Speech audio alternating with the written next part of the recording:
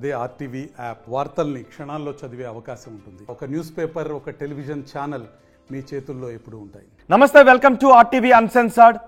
ఈరోజు ఆర్టీవీ అన్సెన్సర్డ్కి నేను వెల్కమ్ చేస్తున్నాను తెలంగాణ మాజీ విద్యుత్ శాఖ మంత్రి జగదీష్ రెడ్డి. జగదీష్ రెడ్డి గారు, వెల్కమ్ టు ఆర్టీవీ అన్సెన్సర్డ్. ఎలా ఉన్నారు? జగదీష్ రెడ్డి గత బీఆర్ఎస్ ప్రభుత్వంలో తెలంగాణ విద్యుత్ శాఖ మంత్రిగా పనిచేశారు.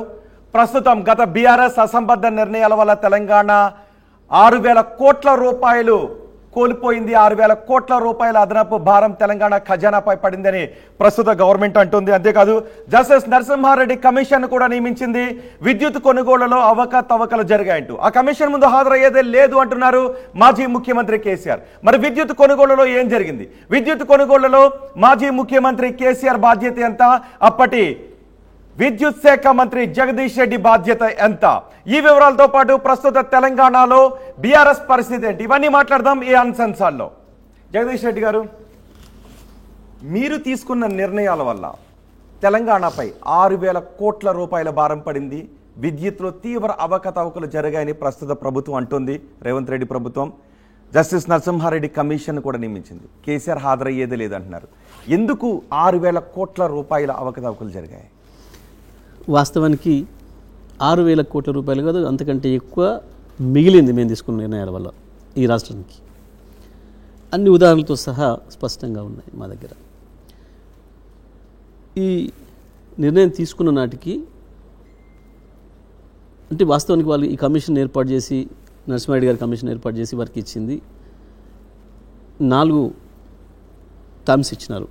వారు టర్మ్స్ ఆఫ్ కండిషన్స్లో టర్మ్స్ ఆఫ్ రెఫరెన్స్లో 4 ఇచ్చినారు. ఒకటి, పీజీసీఐఎల్ లైన్ బుక్ చేసుకోవడం ద్వారా మనం కరెంటు తెచ్చుకోకపోయినా వాళ్ళకి కొంత పే చేసినాం, దానివల్ల మనకు నష్టం వాటిల్లింది ప్రభుత్వ ఖజానాకని. రెండవది, ఛత్తీస్గఢ్తో ఒప్పందం చేసుకున్న విద్యుత్ ఏదైతుందో దానికి ధర ఎక్కువ అయింది, దానివల్ల కొంత నష్టం వాటిల్లింది అని. మూడవది, భద్రాద్రి పవర్ ప్లాంట్ నిర్మాణంలో సూపర్ క్రిటికల్ టెక్నాలజీ కాకుండా సబ్ క్రిటికల్ టెక్నాలజీ వాడినారు కాబట్టి అక్కడ కొంత బొగ్గు ఖర్చు ఎక్కువ అవుతుంది, దానివల్ల ప్రభుత్వ ఖజానాకు నష్టం వాటిల్లుతుంది అనేది మూడవది. నాలుగవది, యాదాద్రి పవర్ ప్లాంట్ నిర్మాణం ఇక్కడెక్కడో రామగుండంలో, కొత్తగూడెంలో పెట్టకుండా తీసుకుపోయి నల్గొండ జిల్లాలో దామరచర్లలో పెట్టడం వల్ల ట్రాన్స్పోర్ట్ ఖర్చు ఎక్కువ అవుతుంది, కాబట్టి ఆ ఖర్చు వేస్ట్గా పోతుంది, దీనివల్ల ప్రభుత్వ ఖజానాకి నష్టం వాటిల్లింది. అయితే ఇవి నిబంధనల ప్రకారమే జరిగినాయా లేదా, దీని మీద మీరు విచారణ చేయండి అని చెప్పి జస్టిస్ నరసింహారెడ్డి గారి కమిటీని ఏర్పాటు చేసింది ప్రభుత్వం. ఇది మొదటి విషయం. సరే, ఇప్పుడు వారు మాట్లాడినరు, వారిని వద్దని మేము అంటున్నాం ఒక విషయం పెడితే, ఇప్పుడు మీరు ఫస్ట్ అడిగిన ప్రశ్న 6,000 కోట్లు నష్టం వాటిల్లింది అని చెప్పి. 6,000 కోట్లు కాదు, అంతకంటే ఇంకెక్కువ లాభం జరిగింది మనకు. ఒకవేళ జగదీష్ రెడ్డి గారు నిజంగా అంతకంటే ఎక్కువ లాభం జరిగితే, అవకతవకలు జరగకపోతే ఎందుకు జస్టిస్ నరసింహారెడ్డి కమిషన్ ముందు హాజరు కావటానికి కేసీఆర్ వ్యతిరేకిస్తున్నారు? ఎందుకు హాజరు కానంటున్నారు? వాస్తవానికి మేము అన్ని విషయాలకి దాంట్లో వారికి లెటర్ పంపినాం. వారికి హాజరు కావాలని చెప్పి మీరు మీ సమాచారం పంపండి, మీ దగ్గర ఉన్న సమాచారం పంపండి అని చెప్పి వారు మాకు లెటర్ పెట్టినారు కేసీఆర్ గారికి. వాస్తవానికి వారు అడిగిన సమయానికి మేము ఎలక్షన్ బిజీలో ఉన్నాం కాబట్టి మాకు జూలై వరకు సమయం ఇవ్వండి అని చెప్పి కేసీఆర్ గారు మళ్ళీ తిరుగు లెటర్ రాశారు. వారికి రాస్తే మీకు జూలై 4వ తారీఖు 5వ తారీఖుకి అయిపోతే ఎన్నికల ఫలితాలు, మీరు ఫ్రీ అవుతారు కదా, జూలై 15 లోపల సమాధానం ఇవ్వండి, మాకు రాసి పంపించడం సరిపోతుంది అని చెప్పి వారు మళ్ళీ మాకు లెటర్ పెట్టినారు. దాని మీద కేసీఆర్ గారు కూర్చొని మాట్లాడుతున్నారు, తయారు చేస్తున్నారు లేఖ, వారి అనుమానాలన్నిటికీ సందేహాలు రాస్తున్నారు. ఈ లోపల 11వ తారీఖు నాడే, అంటే కేసీఆర్ గారు వచ్చి ఒకసారి వాస్తవాలు చెప్పిన తర్వాత ఇందులో ఏమీ లేదు అనేది తేలిపోతుంది క్లియర్గా. ప్రజలందరికీ ఈ ప్రభుత్వం పార్టీలుగా గతంలో చేసిన ఆరోపణలు కావచ్చు, కాంగ్రెస్ పార్టీగా, బీజేపీ పార్టీగా, ఆ తర్వాత ప్రభుత్వంగా ఏర్పడిన తర్వాత కూడా ప్రజలు అనుమానాలు వ్యక్తమయ్యేటట్టుగా వీళ్ళు చేసిన అన్ని ఆరోపణలు కావచ్చు తేలిపోతాయి ఒక్కసారి కేసీఆర్ నోటి నుంచి బయటకు వచ్చిన తర్వాత అని చెప్పి భయంతో ముందే ప్రజల్లో ఏదో ఒకటి అనుమానాలు సృష్టించాలని చెప్పి ఒక పథకం ప్రకారం వారు, ఒకటే నిమిషం పూర్తి కావాలి, జస్టిస్ నరసింహారెడ్డి గారితోనే ప్రెస్ పెట్టించి ప్రెస్లో వచ్చి చెప్పేసేసారు కొన్ని అనుమానాలు, సందేహాలు ప్రజలు బలపడే విధంగా. అవి ఎట్లా ఉన్నాయి? గతంలో రేవంత్ రెడ్డి గారు ఏం మాట్లాడినరో, మిగతా కాంగ్రెస్ నాయకులు ఏం మాట్లాడినరో, బీజేపీ నాయకులు ఏం మాట్లాడినరో సేమ్ అవే అభిప్రాయాల్ని నరసింహారెడ్డి గారు కూడా విలేకరులకు వదిలినరు. విలేకరుల చిట్చాట్లో మాట్లాడినట్టుగా చెప్పి రాయించేసారు మొత్తం కూడా. అటువంటి సందర్భంలో కూడా కేసీఆర్ గారు నేను మీకు ఆన్సర్ చెప్పను అని చెప్పకుండా ప్రతి విషయానికి ఈ టర్మ్స్ ఆఫ్ రెఫరెన్స్లో 4 విషయాలు ఏవైతే ఉన్నాయో ఈ 4 విషయాలలో ఏం జరిగింది, ఆనాటి మా ప్రభుత్వం యొక్క ఉద్దేశం ఏంది, మేము ఎందుకొరకు ఈ రాష్ట్ర ప్రభుత్వంలో విద్యుత్ చీకట్లను తొలగించడం కొరకు, ఎంత వీలైతే అంత తక్కువ ధరకు మేము విద్యుత్ కొనుగోలు చేయడం కొరకు మేమేం ప్రయత్నం చేసినామనే విషయాలన్నింటినీ కూడా వారు 12 పేజీల సుదీర్ఘ లేఖలో వివరిస్తూ, అదే సందర్భంలో నరసింహారెడ్డి గారు మీరంటే మాకు గౌరవం ఉండే, కానీ మీరు చేసిన ఈ చర్య ఏదైతే ఉందో మీరు రెండో వైపు వినకుండా ఒకవైపు విని కేవలం వాళ్ళు చేసిన ఆరోపణలను చూసుకొని వాళ్ళు మాట్లాడిన పద్ధతిలోనే మీరు మాట్లాడడం అనేది సరైనది కాదు. ఇది సహజ రోహిన్ గారు, ఇది సహజ న్యాయ సూత్రాల విరుద్ధం. మీరు నా వాదన కనుక విని ఉండుంటే మీరు ఇట్లా మాట్లాడి ఉండేవాళ్ళు కాదు. కానీ మీరు ఇప్పటికే మాట్లాడడం అనేది చట్టవిరుద్ధం. అది నిజంగా కూడా ఒక కమిషన్ యొక్క నిబద్ధతకు నిదర్శనం. అది ఎందుకు అనంటే ఇప్పటి వరకు ఒకవేళ కేసీఆర్ ఆ కమిషన్ ముందు హాజరై వివరణ ఇచ్చుకుంటే ఏమో అవసరం లేకుండే ఎందుకు హాజరుగమ్మని చెప్పి ఆయన చెప్పలే. అయ్యో మీరు వారానికి మీరు ఎందుకంటారు, పంపించండి అన్నాడు ఆయన, మీ ప్రతినిధి ద్వారా పంపించిన చాలు అన్నాడు. ఆ పని చేసేసారు కేసీఆర్ గారు. మేము ఇప్పుడు దాన్ని డిజోబే చేయలే. అంటే చట్టబద్ధత లేదు, మీరు కమిషన్ నుంచి విరమించుకోండి. 100% మేము ఇప్పుడు కూడా చెప్తూనే ఉన్నాం. ఎందుకు అనంటే మీరు ఆల్రెడీ ఒక అభిప్రాయానికి వచ్చినట్టుగా ఉన్నారు. మీరు ఆల్రెడీ ఒక అభిప్రాయానికి వచ్చినట్టుగా మీ అభిప్రాయాలు చెప్పేసారు ఆల్రెడీ. ఇక మీకు విచారణ అర్హత ఎక్కడ? ఇంకా నేను చెప్పే మాత్రం ఏం లాభం? ఏ జడ్జి కానీ ఒక చిన్న మ్యాజిస్ట్రేట్ కోర్టులో కానీ ఇంకో కోర్టులో కానీ రెగ్యులర్ జ్యుడిషియల్ విచారణలో కూడా, ఇది జ్యుడిషియల్ ఎంక్వైరీ కాదు, జ్యుడిషియల్ ఎంక్వైరీలో జ్యుడిషియల్ విచారణలో కూడా ఎవరికైనా బాధితుడికి లేదా నిందితుడికి ఆ విచారణ చేస్తున్న విచారణ అధికారి పైన కానీ లేదా ప్రాసిక్యూటర్ పైన కానీ అనుమానం ఉంటే, వారికి అంతకుముందు ఏదైనా తేడాలు ఉన్నాయి, మాకు పరిచయాలు ఉన్నాయి, వీరు ముందే ఒక అభిప్రాయం మీద ఉన్నారు, నా పైన వ్యతిరేకత ఉన్నారు అని కనుక అనుమానం ఉంటే వీరు నాకు వద్దు అని చెప్పి అడిగే హక్కు మీకు కూడా ఉంటుంది, నాకు కూడా ఉంటుంది, ఏది మామూలు విచారణలో కూడా. ఇది మొదలు అర్థం చేసుకోవాల్సింది. దాని ప్రకారం వారు అర్థమైపోయారు. ఇప్పుడు వాస్తవానికి వారు తెలంగాణకు సంబంధించిన బిడ్డగా వారి పట్ల గౌరవం ఉండే, మాకు ఎప్పుడైనా కేసీఆర్ గారికి మా అందరికి కూడా మేము అట్లే ఉంటారు. విచారణ అర్హత లేదు అని అంటానికి కొన్ని టెక్నికల్ పాయింట్స్ చూపిస్తున్నారు. టెక్నికల్ జ్యుడిషియల్ సంస్థలు తీసుకున్న నిర్ణయాలపై జ్యుడిషియల్ ఎంక్వైరీ వేయడానికి అవకాశం ఉండదు. ఈఆర్సీ జ్యుడిషియల్ హోదాలో తీసుకున్నటువంటి నిర్ణయం కాబట్టి దానిపైన మీరు జ్యుడిషియల్ ఎంక్వైరీ వేయడానికి అవకాశం ఉంది. కానీ ఈఆర్సీ అనుమతులు ఛత్తీస్గఢ్ నుంచి కొనుగోలు చేసిన విద్యుత్ కి ఈఆర్సీ అనుమతులు ఇవ్వలేదు అని అంటున్నారు. వాస్తవమా కాదు? 100% ఈఆర్సీ అనుమతి ఉంది. ఇక్కడ ఈఆర్సీ ఇచ్చిన ఆర్డర్ ఉంది, అక్కడ ఈఆర్సీ ఇచ్చిన ఆర్డర్ ఉంది. 2 ఆర్డర్లు ఉన్నాయి. ఈ ఈఆర్సీ ఇచ్చిన ఆర్డర్ ప్రకారమే మేము పేమెంట్ కూడా చేసినాం. అసలు ఈఆర్సీ ఆర్డర్ చేయకుండా పేమెంట్ ఎట్లయితుంది? పేమెంట్ చేసినాం, 8,000 కోట్లు పేమెంట్ చేసినా కూడా ఇవాళ రాసి ఇచ్చిన లీక్లో దాదాపు ఇప్పటికే 3,000 కోట్ల పైన పేమెంట్ చేసినారు అని చెప్పి. ఈఆర్సీ ఆర్డర్ లేకుండా ₹1 కూడా పేమెంట్ చేయడానికి లేదు. ఫస్ట్ కంప్లీట్ గా ప్రతి ఒప్పందానికి ఈఆర్సీ అనుమతి ఉంది. ఎక్కడ ఈఆర్సీ అనుమతి లేని ఒప్పందం అయితే లేదు, అసలు ఉండదు. ఈఆర్సీ అనుమతి లేకుండా ₹1 కూడా పేమెంట్ చేయడానికి నాట్ ఓన్లీ ఈ Chhattisgarh, not only any other, ఏ ఒప్పందంకైనా విద్యుత్తులో కొనుగోలు జరగాలి అని అంటే ప్రతి రూపాయికి ఈఆర్సీ ఒప్పందం. ఓకే, వాస్తవంగా మీరు ₹3.90 దీన్ని బట్టే వాళ్ళు మాట్లాడుతున్న ఎన్ని అబద్ధాలు అనేది తెలిపోయింది. వాస్తవంగా మీరు ₹3.90 యూనిట్ విద్యుత్తును కొనుగోలు కొన్నామని చెప్తున్నారు. కానీ వాస్తవంగా దాని మొత్తం చెల్లింపులు చూస్తే ₹5.64 అయిందన్నారు. అది వాస్తవమా కాదా? 100% అవుతుంది కదా. ₹5.64 కాదు, 3.90 అదనంగా 60 పైసలు అవుతుంది వీలింగ్ ఛార్జెస్. పీజీసీఎల్కి ఏదైతే లైన్ ఉందో దాన్ని తక్కువ చేసి మీకు ఇంకో విషయం కూడా చెప్తాం మీకు ఇప్పుడే. సేమ్ టైంలో ఇదే టైంలో ఎన్టీపీసీ నుంచి సింహాద్రి సెకండ్ స్టేజ్ నుంచి కూడా మేము విద్యుత్ కొనుగోలు ఒప్పందం చేసుకున్నాం.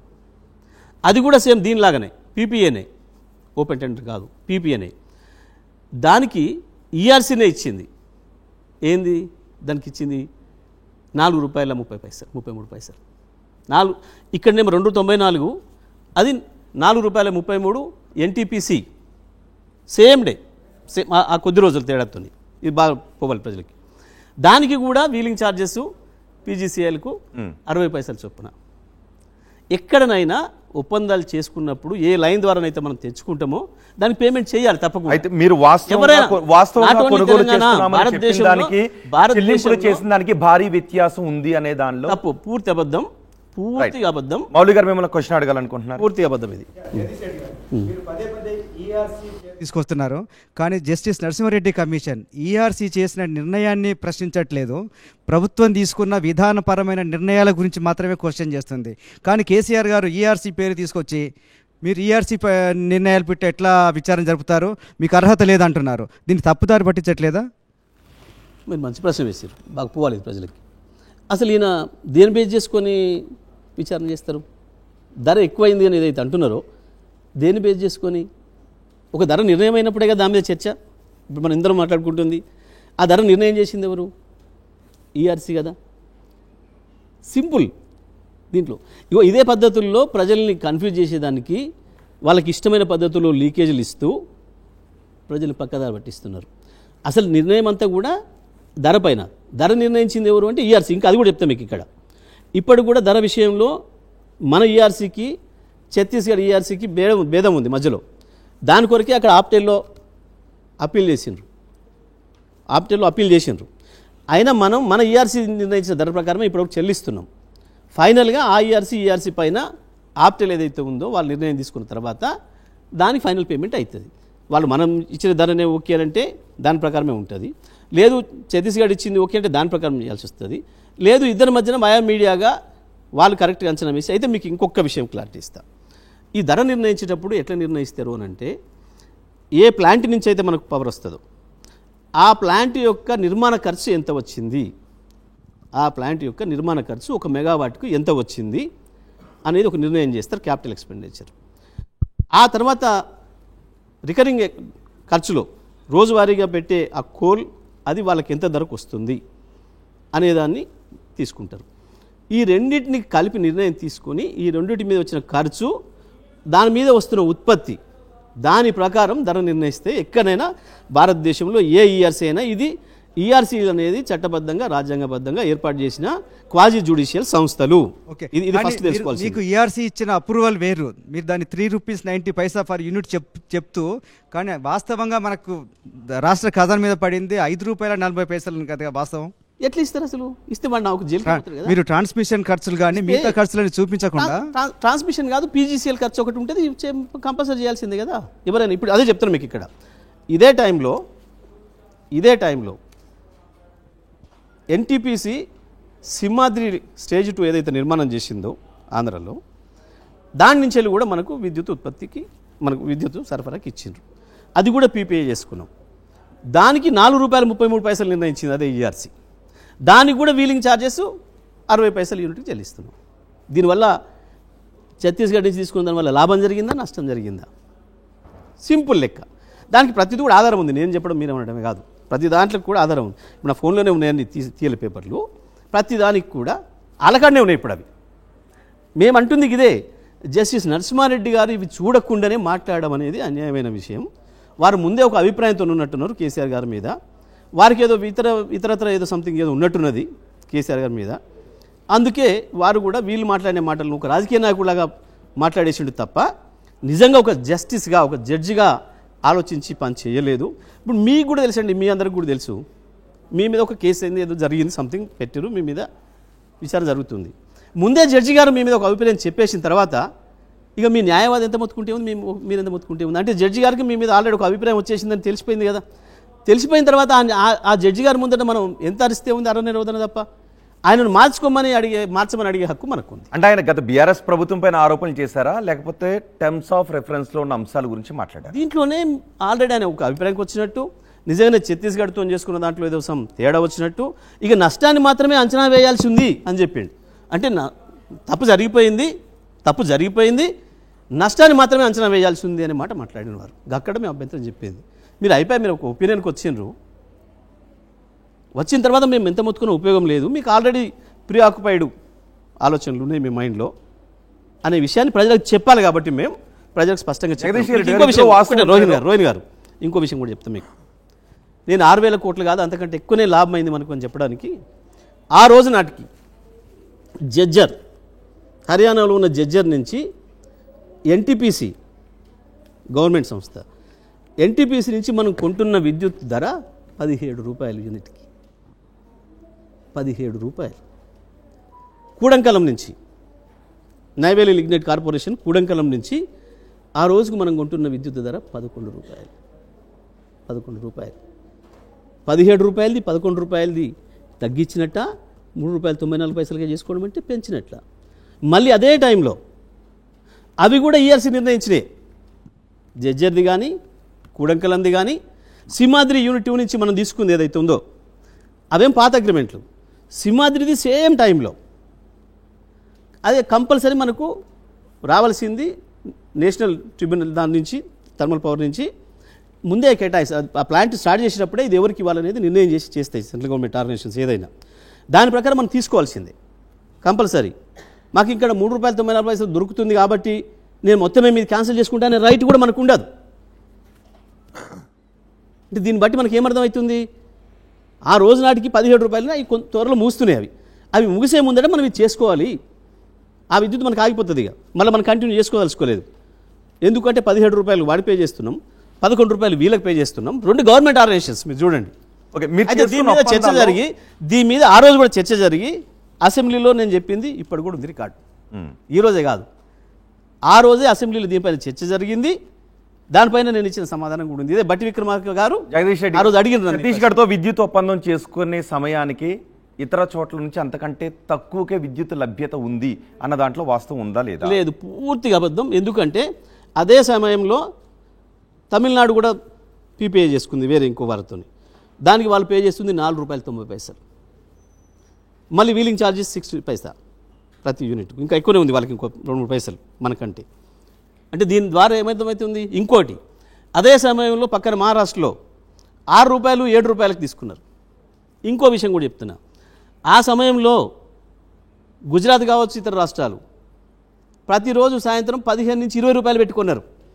మళ్ళీ మనం కూడా ఓపెన్ మార్కెట్లో మనం కూడా ఆ రోజు 5 రూపాయలు 90 పైసలు దాన్ని క్వశ్చన్ చేస్తారు. ఓపెన్ మార్కెట్ ఎందుకు కొనాల్సి వచ్చింది? ఛత్తీస్గఢ్ నుంచి 1000 మెగావాట్ల విద్యుత్ మీరు కొనడానికి ఒప్పందం చేసుకున్నారు.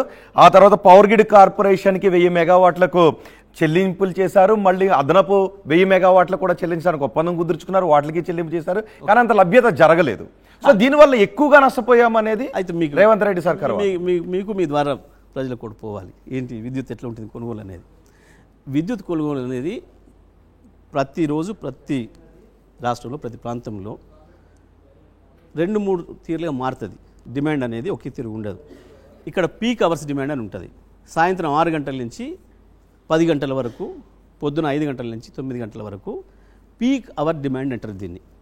ఈ సమయంలో విద్యుత్ డిమాండు మామూలుగా డే టైం ఉన్న దాంతో పోలిస్తే కొన్ని చోట్ల 30%, కొన్ని చోట్ల 40%, కొన్ని చోట్ల 20% అదనంగా వస్తుంది. ఎందుకు అంటే మీరే ఉన్నారు మీ ఇంట్లో. ఇప్పుడు ఈ టైంకు మీ ఇంట్లో అన్ని బంద్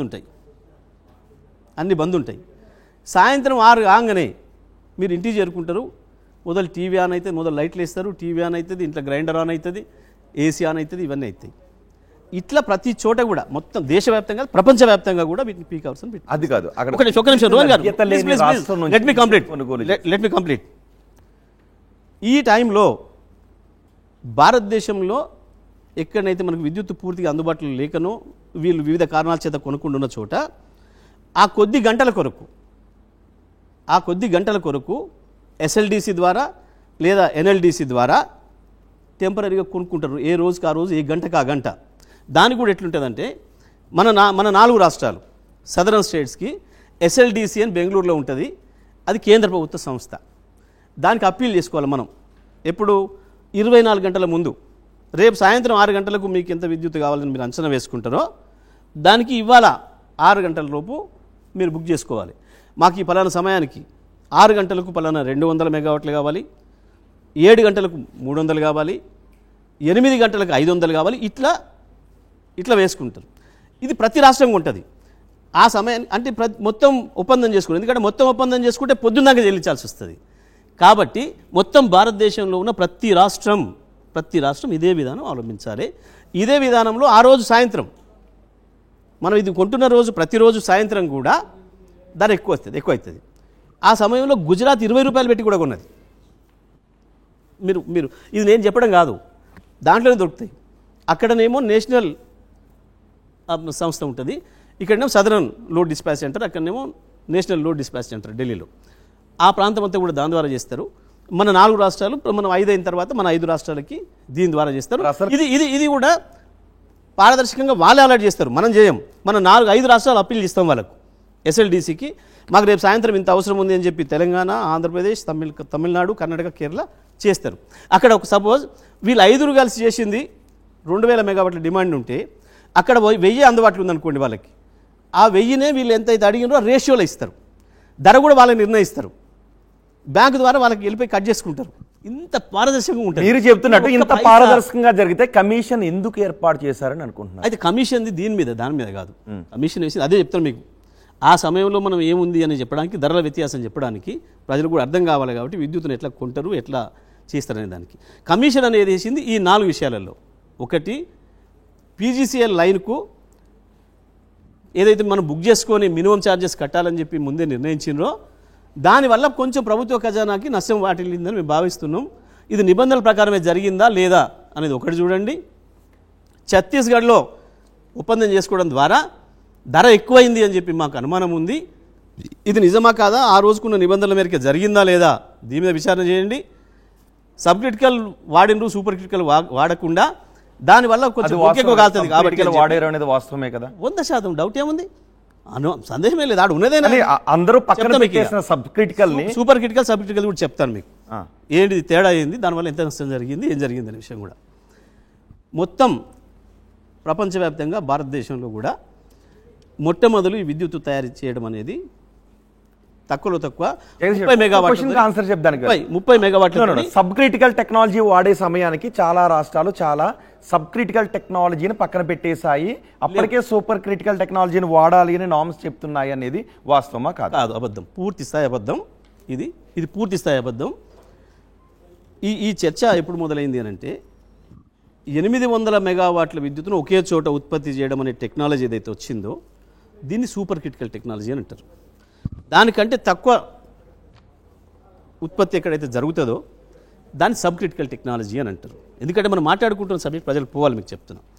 అప్పటికి మన దగ్గర ఉన్న టెక్నాలజీ, మన రామగుండంలో 62 మెగావాట్లు తయారవుతుంది సబ్ క్రిటికల్ టెక్నాలజీ. మన కేటీపీపీలో 500 మెగావాట్లే తయారవుతుంది సబ్ క్రిటికల్ టెక్నాలజీ. మన కొత్తగూడెంలో 1720 మెగావాట్లు తయారవుతుంది. పూర్తిగా సబ్ క్రిటికల్ టెక్నాలజీ అన్నీ కూడా 200, 300 లేపు యూనిట్లు. అదే టైంలో విజయవాడలో వీటీపీఎస్లో 1760 మెగావాట్లు తయారవుతుంది. మొత్తం కూడా సబ్ క్రిటికల్ టెక్నాలజీ. ఇదే కాదు, మొత్తం భారతదేశంలో ఉన్న ప్రభుత్వ రంగ సంస్థ ఎన్టీపీసీతో సహా ప్రైవేట్ రంగంలో తయారవుతున్న విద్యుత్తు 90% విద్యుత్తు సబ్ క్రిటికల్ టెక్నాలజీ. ఎప్పటి నుంచి, ఏ ఇయర్ నుంచి? మొత్తం ప్రారంభమైన కాంచి మీకు చెప్తా, ఇది కంప్లీట్ చేయండి, లెట్ మీ కంప్లీట్. అయిన తర్వాత ఎప్పుడైతే 800 మెగావాట్లు ఒకే చోట తయారు చేసే టెక్నాలజీ వచ్చిందో దీనికి సూపర్ క్రిటికల్ టెక్నాలజీ అని, దానికి సబ్ క్రిటికల్ టెక్నాలజీ అని పేరు పెట్టి ప్రపంచవ్యాప్తంగా ఒక చర్చ వచ్చింది. ఏమని, ఈ సబ్ క్రిటికల్ టెక్నాలజీ ద్వారా ఎందుకు దానికి ఏంది పంచాయతీ అంటే, సబ్ క్రిటికల్ టెక్నాలజీ ద్వారా తయారయ్యే విద్యుత్తుకు కొంచెం బొగ్గు ఎక్కువ కాలుతుంది, ఎమిషన్స్ ఎక్కువ వస్తాయి, పొగ ఎక్కువ వస్తాయి. ఆ పర్యావరణం యొక్క ఇబ్బంది దాన్ని తగ్గించడం కొరకు దీన్నే వాడండి అని చెప్పి వాడాలి అని ప్రపంచవ్యాప్తంగా ఒక అగ్రిమెంట్ వచ్చింది. మన ప్రభుత్వం కూడా దాంట్లో చేరింది. చేరిన తర్వాత కేంద్ర ప్రభుత్వం నుంచి ఒక చట్టం చేశారు. ఏమని, 2017 మార్చి లోపల పూర్తయ్యే ఏ ప్లాంట్ అయినా సబ్ క్రిటికల్తో పెట్టుకోవచ్చు, కానీ 2017 తర్వాత ప్రారంభమయ్యే ప్లాంట్లు సూపర్ క్రిటికల్ మాత్రమే వాడాలి అని చెప్పి దాంట్లో ఉన్న నిబంధన. దీని ప్రకారం మనం తీవ్రమైన విద్యుత్ సంక్షోభంలో ఉన్నప్పుడు కేసీఆర్ గారు BHELని పిలిచారు. ఎందుకంటే భారతదేశంలో ఉన్న అతి గొప్ప సంస్థ, మంచి పేరున్న సంస్థ, ప్రభుత్వ రంగ సంస్థ. ప్రైవేట్ వాళ్ళని పిలిస్తే లేనిపోని ఇష్యూస్ వస్తాయని చెప్పి వాళ్ళని పిలిచి, ఎందుకంటే మీరు ఇంకోటి కూడా ఇక్కడ గుర్తుపెట్టుకోవాలి, ప్రైవేట్ వాళ్ళకు నేను మీకప్ప చెప్పిన విద్యుత్ ప్లాంట్ నిర్మాణం చేసిమని మళ్ళీ దాని కొరకు ఇంప్లిమెంట్ కొరకు మెషినరీ కొరకు మీరు కూడా BHEL దగ్గరికి వెళ్ళాలి. మొత్తం ఎవరైనా సరే BHEL దగ్గర వేరే కంపెనీ చెప్తాం మీకు, కంప్లీట్ చేయండి, లెట్ మీ కంప్లీట్. వారిని పిలిచి అడిగాడు, అతి తక్కువ సమయంలో మీరు విద్యుత్ ప్లాంట్ నిర్మాణం చేయడానికి ఎంత సమయం తీసుకుంటారు అని అన్నప్పుడు వాళ్ళు చెప్పిన మాట, సార్ 800 మెగావాట్లది చేయాలంటే ఇప్పటి వరకు భారతదేశంలో ఎక్కడనైనా 8 నుంచి 10 సంవత్సరాలు తీసుకుంది సమయం. 8 నుంచి 10 సంవత్సరాలు తీసుకుంది. ప్రతి చోట మీరు ఏదైనా సరే ప్రారంభం రోజు, శంకుస్థాపన చేసిన రోజు, ఉత్పత్తి రోజు తీసుకుంటే 10 సంవత్సరాల లోపు ఏది కూడా లేదు మొత్తం భారతదేశంలో. కానీ మీరు ఇంతగా అడుగుతున్నారు కాబట్టి 800 మెగావాట్లది అయితే 5 ఏళ్లలో మేము పూర్తి చేయగలుగుతాం. ఏదైనా మీరు అడిగిన దాని ప్రకారం స్పీడప్ చేసి మిగతా అన్ని కూడా మీరు అవకాశాలు కల్పిస్తే మాకు ఆటంకం లేకుండా అనుమతులు వస్తే కేంద్రం నుంచి 5 ఏళ్లలో పూర్తి చేస్తాం. కానీ మా దగ్గర మీకు ఇమ్మీడియట్గా కావాలంటే 270 × 400 4 మెషిన్స్ మా అక్కడ రెడీగా ఉన్నాయి.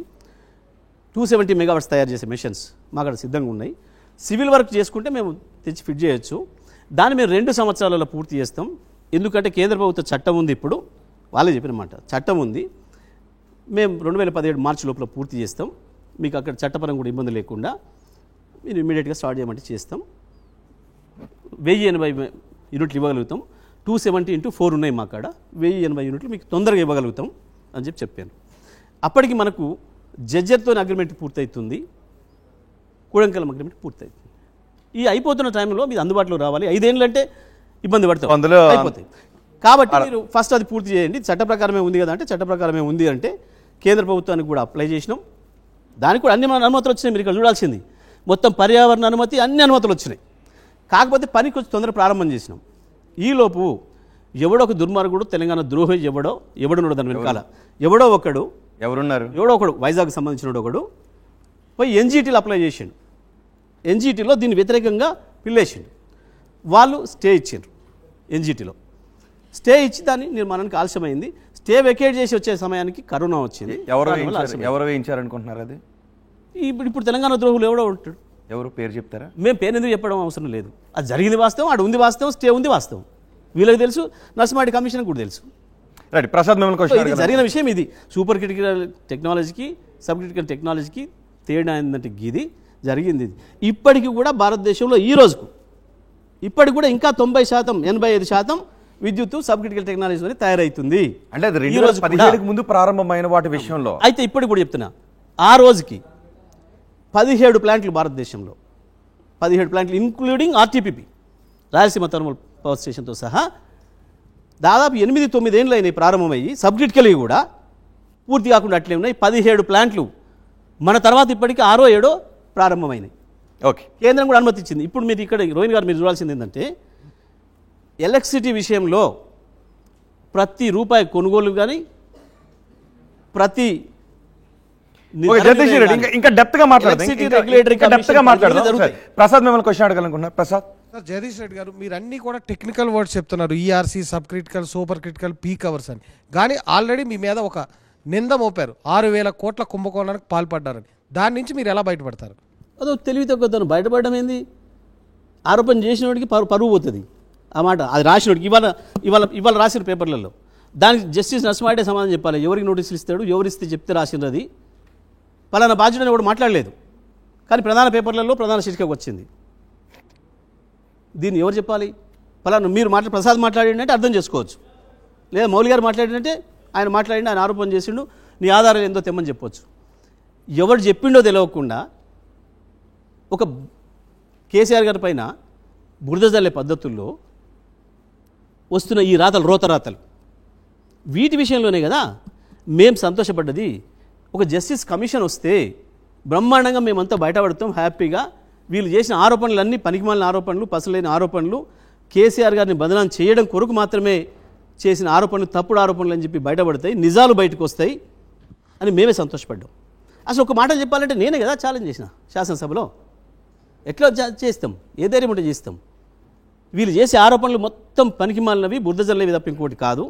ఏ విద్యుత్ రంగం అయితే కేసీఆర్ గారికి మొత్తం తెలంగాణలో కాదు భారతదేశంలో ప్రపంచవ్యాప్తంగా పేరు తెచ్చిందో ఆ విద్యుత్ రంగంలోనే బదనాం చేయాలి అనే ఒక కుట్రతోని వారికి వేరే ఇంకేం అవకాశాలు లేక ఉత్త మాటల్ని మాట్లాడి తమకు అనుకూలమైన మీడియాలో రాపిచ్చి ప్రజల్లో అనుమానాలు రేకెత్తించి 1కి 100 సార్లు దాన్ని మాట్లాడి నిజమని నమ్మించే ప్రయత్నం చేస్తున్నారు ఈ దుర్మార్గులు. ఒక విచారణ జరిగితే విచారణ కమిషన్ తప్పకుండా ఒక జడ్జి గారు కాబట్టి నిజాలనే చెప్తారు, వాస్తవాలనే మాట్లాడతారు. దాంతో మనం బయటపడతామని చెప్పి మేము భావించినాం. కానీ దురదృష్టం ఏంటంటే ఆ జడ్జి గారు కూడా ఎందుకో పాపం వారికి ఏం కోపమో వ్యక్తిగతమైన కారణాలు ఏంటివో వాళ్ళ పక్షాన చేరిపోయి వాళ్ళ వాదనలే నా వాదనలు అనే పద్ధతుల్లో ముందే బయట పెట్టేసారు వారి ఆలోచన. అక్కడనే మేము అభ్యంతరం చెప్పినాం. మౌలి గారు మిమ్మల్ని క్వశ్చన్ అడగాలనుకుంటున్నారు. జగదీష్ రెడ్డి గారు, ఒకవేళ కమిషన్కి విచారణాధికారం లేకపోతే మీరు కోర్టుకు వెళ్ళి ఆపుకునే అవకాశం ఉండగా దాన్ని వదిలేసి కేసీఆర్ గారి లెటర్లో అసలు మీకు విచారణ అర్హత లేదు, మీరు పనికిరారు, మీరు దిగిపోండి అని పదే పదే 100% ఒక న్యాయమూర్తిని అవమానించడం కాదా? కాదు, అసలే కాదు. న్యాయంగా మా హక్కును ఉపయోగించుకున్నట్టు. అసలు నిజమే ఆయన న్యాయమూర్తి అని కనుక భావిస్తే మేము ఎందుకు మాట్లాడతాం? ఆయన న్యాయమూర్తి కాదు, ఒక పక్షం వైపు వాదించేవాడికి తయారయ్యిండు, న్యాయమూర్తి ప్లేస్లో ఉంచి న్యాయవాది వైపు తయారయ్యిండు. కాబట్టి మేము అభ్యంతరం చెప్పాలి, మీకు అర్హత లేదు వద్దు అని. బాధ్యత మాది. ఎందుకు అనంటే మీరు అన్న పాయింట్ మంచి పాయింట్, మీరు ముందే కోర్టుకు వెళ్ళి ఆపొచ్చు అని. కానీ చేయలేము మేము ఆ పని. మేము చర్చ చేసుకున్నాం, వీరు ఒప్పుకున్నాడే మేము చర్చ చేసినాం. అరే ఎట్లెట్లు ఒప్పుకున్నాడు ఈయన, ఇంత సీనియర్ జడ్జి సీజేగా రిటైర్ అయ్యిండు, ఈఆర్సీ మీద విచారణ చేయడానికి లేదు అధికారం, అట్లెట్లా చేస్తాడు చెప్పాల్సింది వాళ్ళకు. కనీసం ఆ రెండను తీసేసుకోవాల్సింది ఆయన. ఇది చేయకూడదండి, మరి మీరు పొరపాట్లు ఇచ్చిండ్రు, టర్మ్స్ ఆఫ్ రెఫరెన్స్లో ఏదైతే ఈఆర్సీ ఇచ్చిందో అది తీసేయండి అని చెప్పాల్సి ఉండే. ఎట్లా ఒప్పుకున్నాడు ఈయన అని చెప్పి మేము కూడా ఆశ్చర్యపోయినాం. కానీ ఇప్పుడు మనం ఏం మాట్లాడినా కమిషనే వద్దంటున్నారు. ఇప్పుడు ఎట్లయితే గాయకు పెడుతున్నారో, మీరు వద్దంటున్నారు, మీకు ఇష్టం లేకంటున్నారు, ఇదని మాట్లాడుతున్నారో, ఈ మాటలు ఇంకెక్కువ మాట్లాడుతారు అప్పుడు. మేము కానీ చూద్దాం, చేయని మనదేం పోయింది, ఎవరు చేసినా ఎట్లా చేసినా మనం మంచిగా వస్తాం కదా బయటికి. అలా జరిగిన దాంట్లో రూపాయి తప్పలేదు కదా.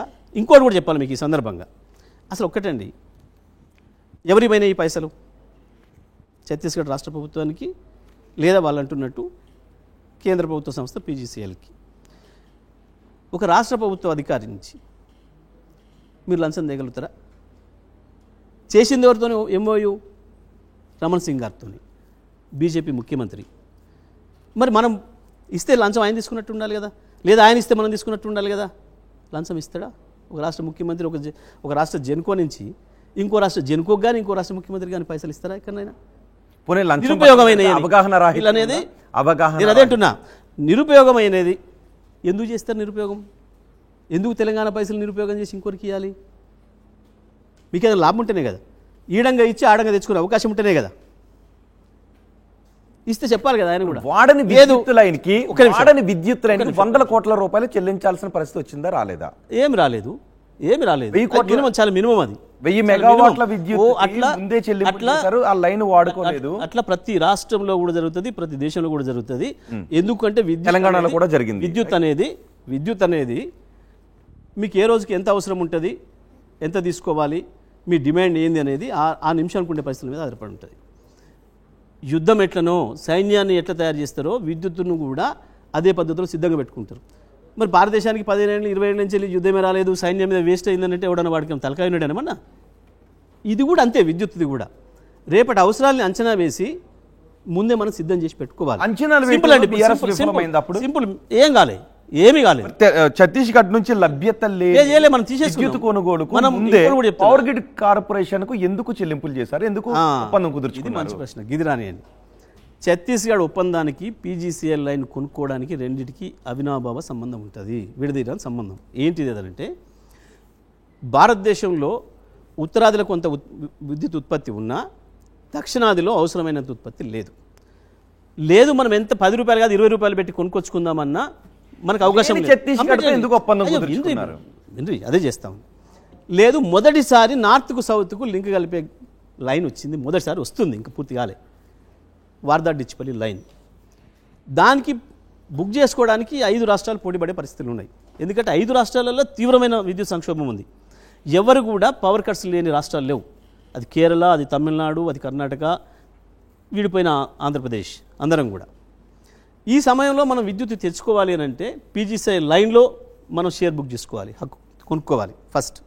ఎక్కడైనా ఉందే ఇది కొనాలి అని అంటే మళ్ళీ సేమ్ టైంలో అవతల వైపు నుంచి మీకు అగ్రిమెంట్ ఉండాలి. ఏదో ఒక సంస్థ మీకు విద్యుత్ ఇస్తాము, ఇవ్వడానికి రెడీగా ఉన్నాం మేము వీళ్ళకు అని చెప్పి వాళ్ళ నుంచి లెటర్ ఉండాలి. ఏమో చేసుకుంది దాని కొరకు.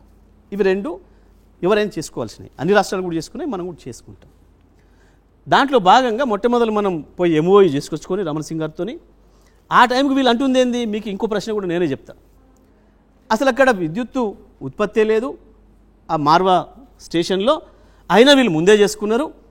అసలు ఇక్కడ లైనే పూర్తి కాలేదు, ముందే చేసుకున్న రోజు నుంచి పైసలు ఇవ్వరండి. మూర్ఖులు మాట్లాడతారు ఇది కావాలని చెప్పి తప్ప చేసుకున్న రోజు నుంచి పైసలు ఇవ్వరు. లైన్లు పూర్తయిన తర్వాత, ప్లాంట్ పూర్తయిన తర్వాత ఉత్పత్తి ప్రారంభమై మేము సప్లై చేస్తాం, మేము సిద్ధంగా ఉన్నాం అని చెప్పి వాళ్ళు ఏ రోజైతే చెప్తారో ఆ రోజు నుంచి మనం వాడుకోకపోయినా మినిమం ఛార్జెస్ పడతాయి, మినిమం వీలింగ్ ఛార్జెస్ అని పడతాయి. ప్రతి రాష్ట్రం కడుతూనే ఉంటుంది ఇప్పటికి కూడా. వాడకపోయినా ప్రతి రాష్ట్రం, ఈ దేశంలోని అన్ని రాష్ట్రాలు, అది కామన్, ప్రతి ఒక్కరికి తెలుసు, విద్యుత్ విషయం తెలుసు, ప్రతి ఒక్కరికి కూడా తెలుసు. అయితే లైన్ పూర్తయ్యే సమయానికి మా మార్వా ప్లాంట్ కూడా పూర్తవుతుంది కాబట్టి ఇగో మీకు మార్వా నుంచి 1000 మెగావాట్లు ఇస్తాము అని చెప్పి ఆ రోజు రమణ సింగ్ గారు చెప్తేనే, ఇంకోటి కూడా మీరు రమణ సింగ్ గారు ఆ రోజు అక్కడ అది కూడా ఇంకో లెటర్ కూడా పెట్టి ఇంకోటి కూడా రిలీజ్ చేసిండు. కేసీఆర్ గారితో పాటు మేము దత్తాత్రేయ గారిని కూడా ఆహ్వానిస్తున్నాం మా నాయకుడు అని చెప్పి ఇంత పెద్దగా పేపర్లలో వచ్చి ఉంది. వారిని కూడా ఆహ్వానించారు. ఇందులో ఎక్కడ గోప్యత ఉందండి? ఎక్కడ అవినీతికి అవకాశం ఉందండి? అయింది. 1000 మెగావాట్లకు ఆకాంక్ష చేసుకున్నాం, 1000 మెగావాట్లకు లైన్లో కూడా బుక్ చేసుకున్నాం. ఆ తర్వాత మిగతా రాష్ట్రాలు కూడా పోటీకి వస్తున్నాయి. మన దగ్గర ఉత్పత్తి అనుకున్నంత పెరిగితే డిమాండ్ పెరుగుతుంది బాగా తెలంగాణలో. తెలంగాణ డిమాండ్ ఆ రోజు 7000 మెగావాట్లు ఉంటే ఇవాళ 20,000 మెగావాట్లకు 16,000 మెగావాట్లకు వచ్చింది. ప్రతి సంవత్సరం చాలా రాడికల్గా పెరిగింది, 20% కూడా పెరిగింది ఒక్కోసారి. ఎందుకంటే ఈ రాష్ట్రంలో ఏర్పడ్డ మార్పు, కేసీఆర్ గారి మీద వచ్చిన విశ్వాసం, పరిశ్రమలు రావడం, ప్రతిదీ కూడా పెరగడం ఎక్కడ లేని పద్ధతిలో. జనరల్గా భారతదేశం యావరేజ్, అంతకుముందు రాష్ట్ర యావరేజ్ కూడా 7 to 9 హార్డ్లీ 10% పెరుగుతుంది ప్రతి సంవత్సరం కూడా డిమాండ్. కానీ మన దగ్గర ఒక్కొక్కసారి 15-18% కూడా పెరిగింది పెరిగిన వాతావరణం పరిస్థితులలో. ఓకే. సో అటువంటి పరిస్థితులలో ఇంకొక 1000 మెగావాట్ల ట్రాన్స్మిషన్ కూడా మనం బుక్ చేసుకున్నాం, అడ్వాన్స్గా బుక్ చేసుకున్నాం. ఆ తర్వాత వాళ్ళు ఈ 1000 ఏదైతుందో మనకి ఇస్తున్న 1000 వాళ్ళ అవసరాలు పెరిగి మొత్తం సప్లై చేయలేకపోయారు. వాళ్ళ అవసరాలు కూడా పెరిగి మొత్తం సప్లై చేయలేకపోయారు. ఆ పరిస్థితులలో అలాంటి పరిస్థితుల్లో వాళ్ళ మీద ఏమన్నా క్యాన్సిల్ చేసుకున్నాం అవకాశం ఉంటుందా? పూర్తిగానే ఆ పరిస్థితులలో ఈ ఇంకొక 1000 అదనంగా ఏదైతే బుక్ చేసినామో దాన్ని వెంటనే క్యాన్సిల్ చేసినాం. అది కూడా మీరు నోట్ చేసుకోవాలి. అది కూడా క్యాన్సిల్ చేసినాం మనం. ఇది నిరుపయోగం అవుతుంది, వీళ్ళతోని కావట్లేదు, వాళ్ళ రాష్ట్ర అవసరాలు పెరిగినాయి, వాళ్ళు కూడా చేసే పరిస్థితుల్లో లేరు. ఎందుకంటే ఈ 1000లోనే మొత్తం 1000 ఎప్పుడు కూడా చేయలేకపోయినారు అని చెప్పి మనం ఆ కారణం చెప్పేసేసి అది క్యాన్సిల్ చేసుకున్నాం. ఇక మీకు ఇంకో విషయం కూడా చెప్తే ఈ సందర్భంలో పోనీయండి ప్రజలకు ఇంకొక మాట, లెట్ మీ కంప్లీట్. మీరు ఇదే కనుక అడిగితే నిజంగా మేము విచారణ చేయదలుచుకుంటే, నిజంగా జరిగిన తప్పు ఇది తప్పు కనుక అనిపిస్తే, ఇదే తప్పు అయితే ఇవాళ మన ప్రభుత్వాన్ని వెళ్తున్న వాళ్ళు వాళ్ళ బాసులందరూ జైలు పెట్టాలి జరిగిపోయిన దుర్మార్గానికి. కానీ మేము రాజకీయం చేయలేదు. ఎవరిని జైల్లో పెట్టాలి? ఇప్పుడు మన ప్రభుత్వాన్ని నడిపిస్తున్న వీళ్ళ బాసులను. ఎందుకంటే 1994-95 ప్రాంతంలో గ్యాస్ ఆధారిత విద్యుత్తును సరఫరా చేయడానికి అని చెప్పి అసలు గ్యాస్ లేదు, ప్లాంట్ లేదు, అగ్రిమెంట్ చేసుకుంటే వీళ్ళు వాస్తవానికి అగ్రిమెంట్లో 94-95లో ఎవడు పరిపాలిస్తున్నాడో ఈ రాష్ట్రాన్ని సమైక్య 94-95లో ఎవడు పరిపాలిస్తున్నాడో వాళ్ళు చెప్తాను మీకు. ఇక ఇవి మొత్తం డాక్యుమెంట్స్ ఉన్నాయి, ఎవ్రీథింగ్. 2400 మెగావాట్లు గ్యాస్ ఆధారిత విద్యుత్తును సప్లై చేస్తామని చెప్పి పీపీఎల్ చేసుకుంటే, ఆంధ్రప్రదేశ్ ఎలక్ట్రిసిటీ బోర్డు పీపీఎల్ చేస్తే దానికి మనం అసలు ప్లాంటే పూర్తిగా లేదు, వాళ్ళకి మనం అడిగే రైట్ కూడా లేదు, 1 మెగావాట్ కరెంటు ఉత్పత్తి కూడా కాలేదు. ఈరోజు కూడా వాళ్ళకు మనం 6-7 వేల కోట్ల రూపాయలు పేమెంట్ చేసినాము. ఇంకా 7,000 కోట్లు రావాలని ఇప్పుడు వాళ్ళ మీద కేసులు వేసారు, సుప్రీంకోర్టులో నడుస్తుంది. అందులో తెలంగాణ వాటాగా 3800 కోట్లు కట్టాలని చెప్పి కేసులు వేసారు. అసలు ప్లాంటే లేదు, ఉత్పత్తే కాలేదు. అది కూడా మీకు పేరు చెప్తా. మీరు చూడ్రి ఏంది అది 2400 మెగావాట్లు గ్యాస్ ఆధారిత ప్లాంట్లతోని మాకు విద్యుత్ ఇస్తాము అని చెప్పి అది 94-95 ఇప్పటి వరకు మేము వచ్చినా కూడా పే చేసినాం. ఇప్పటి కూడా మినిమం ఛార్జెస్ పే చేసినాం. తెలంగాణ రాష్ట్రం ఏర్పడ్డాక విద్యుత్ సరఫరా కానీ విద్యుత్తుకు పైసలు పే చేసినాం. దీని మీద చేయాలి విచారణ, దీని మీద చేయాలి. కానీ ఆనాడు మేము రాజకీయ కక్షలతో ఏం పని వద్దు, ఇదేదో కక్షాదింపులాగా ఉంటుంది, పాత పనికి మళ్ళీ తవ్వుకొని అయిపోయింది, ఆ సమైక్య అందరు పీడే వదిలింది కదా మనకెందుకు అని చెప్పి మేము వదిలేసినాం. ఏంటి ఆ సంస్థల పేరు కూడా చెప్తా మీకు. ఆ రోజు ఎవరెవరితో చేసుకున్నారు అనేదానికి, ఎవడోడి నెక్సెస్ ఏముంది అనేదానికి, జీవికే, స్పెక్ట్రమ్, జిఎంఆర్, ల్యాంకో ఈ 4 కంపెనీల నుంచి వాళ్ళు విద్యుత్ తయారు చేస్తామంటే వీళ్ళు కొంటామని ఒప్పందాలు చేసుకొని అసలు గ్యాస్ ఆధారిత విద్యుత్ ఒక్క మెగావాట్ కాదు కదా, 1 మిలియన్ యూనిట్ కాదు కదా, 1 యూనిట్ కూడా సప్లై కాలే. కాకుండానే ఎంత నష్టం జరిగింది? దాదాపుగా మనం పే చేసిందే ఆనాడు సమైక్య ఆంధ్రప్రదేశ్ కావచ్చు, తెలంగాణ ఏర్పడ్డాక దాదాపు 10,000 కోట్ల రూపాయలు, ఇప్పుడు ఇంకా 7,000 కోట్ల రూపాయలు మాకు బకాయిలు రావాలని వాళ్ళు సుప్రీంకోర్టులో కేసు వేసి నడుస్తుంది. ఇవాళ కూడా నడుస్తుంది. మీరు మళ్ళీ ఒకసారి పెట్టుకుందామంటే ఆల్ కోర్టు కేసేస్తో తీసుకొచ్చి ఇస్తేస్తాను నేను మొత్తం తీసుకుంటండి. ఇది కాదని చెప్పమనండి. ఎవడో ఇప్పుడు ఈ ప్రభుత్వంలో ఉన్నాడు ఎవడైనా కాదంటే చెప్పండి. సో అప్పుడు టీడీపీ ఏంది, విద్యుత్ సంక్షోభం తీవ్రంగా ఉంది కాబట్టి ఒక ప్రభుత్వం గ్యారంటీ ఇస్తేనే వాళ్ళు కూడా ప్లాంట్లు పెడతారు కాబట్టి అందుకే మేము గ్యారంటీ ఇస్తున్నాం అని చెప్పి రాసి ఆ రోజు అగ్రిమెంట్లు చేశారు. ఆ అగ్రిమెంట్లు చేసిన తర్వాత కూడా ఏం చేయాలి? వాస్తవానికి దాంట్లో ఎంత దొంగ అగ్రిమెంట్లు అంటే ప్లాంట్ స్టార్ట్ అయిన రోజు నుంచి ఎప్పుడైతే ఒక పీపీ అవుతుందో, పీపీ 2 ఏళ్ల ముందు కావచ్చు, 5 ఏళ్ల ముందు, మీరు ఇప్పుడు సమైక్య పాలన గురించి కాదు ఇవాళ ఈ రాష్ట్రంలో వెళ్తున్న వాడు ఎవడైతే కమిషన్లు వేసిండో వీళ్ళ బాసులే చేసింది. వీళ్ళు కూడా రాజకీయాల్లో ఉన్నారు, వీళ్ళే చేసింది. వాస్తవానికి జనరల్గా ఎవరమైనా కొంచెమన్నా బుద్ధున్నోడు, రాష్ట్ర ప్రజల ఖజానా పైన విశ్వాసం ఉన్నోడు, ప్రేమ ఉన్నోడు, ప్లాంట్ ప్రారంభమై మేము మీకు విద్యుత్తుని ఇవ్వడానికి రెడీ అయినామన్న తర్వాత మనం తీసుకోకపోతే మనం కట్టాలి మినిమం బిల్ ఎక్కడైనా అగ్రిమెంట్ ప్రకారం. కానీ వీళ్ళు ఆ నిబంధన చేర్చకపోవడం వల్ల ప్లాంట్ రెడీనే కాలేదు. అంటే ఒకవేళ సరఫరా చేస్తామన్న విద్యుత్తుని సప్లై చేయకపోతే వాళ్ళపైన ఏదైనా చర్యలు తీసుకోవడానికి అవకాశం పెట్టలే వీళ్ళనాడు, పెట్టకనే ఈ దరిద్రం. ఓకే ప్రసాద్, ఎక్కడ ఇప్పుడు యాదాద్రి పవర్ ప్లాంట్ను ఎక్కడ చుట్టుపక్కల బొగ్గు లేకుండా దామరచెర్లో ఎందుకు పెట్టారు? ఏమన్నా కమిషన్ల వ్యవహారం ఉందా? దీనికి మంచి ప్రశ్న. అసలు దీంట్లో ఎవరికి కమిషన్ ఇస్తారు? నల్గొండ జిల్లా వాళ్ళకి. దామరచెర్లో ఎందుకు పెట్టాల్సి వచ్చింది? అక్కడ ఉన్న ఎమ్మెల్యేకో, ఎంపీకో, ఆ జిల్లా మంత్రికో, అక్కడ ప్రజలకు కమిషన్ ఇస్తున్నందుకు ఆడ పెట్టిందా? ఎందుకు పెట్టారు? ఏంది వాళ్ళు చెప్తుంది దీంట్లో వాళ్ళ అభ్యంతరం? బొగ్గు ట్రాన్స్పోర్ట్ చేస్తే ధర ఎక్కువవుతుంది. ఏం ప్రశ్న అండి, ఏమా అద్భుతమైన ఆరోపణ అండి. బీటీపీఎస్ ఎక్కడుందండి? విజయవాడలో. బొగ్గు ఎక్కడుంది? ఎన్ని కిలోమీటర్లు తీసుకుపోతుండ్రు? ఎందుకు నోరు తెరవలేదు వీళ్ళు? ఎందుకు Rayalaseema thermal power plant RTPP ఎక్కడుంది? జగదీష్ రెడ్డి గారు, ఎగ్జాక్ట్లీ ఇక్కడే క్వశ్చన్ ఏంటంటే, మీరు ఉద్యమకాలంలో ఉన్నప్పుడు వీటీపీఎస్ పెడుతున్నప్పుడు అబ్జెక్షన్ చేశారు. ఎక్కడైతే బొగ్గు గనులు ఉన్నాయో అక్కడ పెట్టకుండా వీటీపీఎస్ ఎందుకు పెడుతున్నారని ఆ రోజు మాట్లాడిన పరిస్థితి. ఇవాళ మీరు దానికి భిన్నంగా కృష్ణానది పరివాహక ప్రాంతంలో ఎక్కడ కూడా బొగ్గు నిల్వలు లేవు, అలాంటి ప్లేస్లో దామరచెర్ల ఎందుకు సెలెక్ట్ చేయాల్సి వచ్చింది? నాట్ ఓన్లీ కృష్ణానది ప్రాంతం, దామరచెర్ల, ఈ దేశంలో, ఈ ప్రపంచంలో గత 15-20 సంవత్సరాలుగా మనం వింటున్నమాట, అభివృద్ధి అనేది సమగ్రంగా లేకపోతే, అన్ని ప్రాంతాల్లో లేకపోతే ఉద్యమాలు వస్తున్నాయి, దేశాలు విడిపోతున్నాయి, రాష్ట్రాలు విడిపోతున్నాయి. కాబట్టి ఆ ఉన్న రాష్ట్రం కావచ్చు, ఉన్న దేశం కావచ్చు, అన్ని ప్రాంతాలలో అభివృద్ధి చేయడం అనేది అవసరం ఇప్పుడు అనేది వచ్చింది మనకు తెలుసు. అసలు తెలంగాణ ఏర్పడిందే గట్ల మీకు తెలుసు, తెలంగాణ బేసే అది. ఈ పరిస్థితులలో నల్గొండ జిల్లా మంత్రిగా, వెనుకబడ్డ జిల్లా మంత్రిగా నేను రిక్వెస్ట్ చేసిన కేసీఆర్ గారు. అప్పటికే నేను రిక్వెస్ట్ చేయడం కంటే ముందే కేసీఆర్ గారు మహబూబ్నగర్ జిల్లాలో పెడదామని ఆలోచన చేశారు. మొత్తం ఒకటే ప్రాంతంలో ఉంది విద్యుత్ ఉత్పత్తి. ఇంకోటి కూడా ఇటువంటి ఎమర్జెన్సీ సర్వీసెస్ సంబంధించి కూడా ఒకే చోట ఉండడం అనేది ఎప్పటికైనా మంచిది కాదు, ప్రమాదం కూడా. వివిధ లొకేషన్స్లో ఉండాలి అనేది కూడా ఒక ఆలోచన ఉంది, దేశవ్యాప్తంగా ప్రపంచవ్యాప్తంగా కూడా.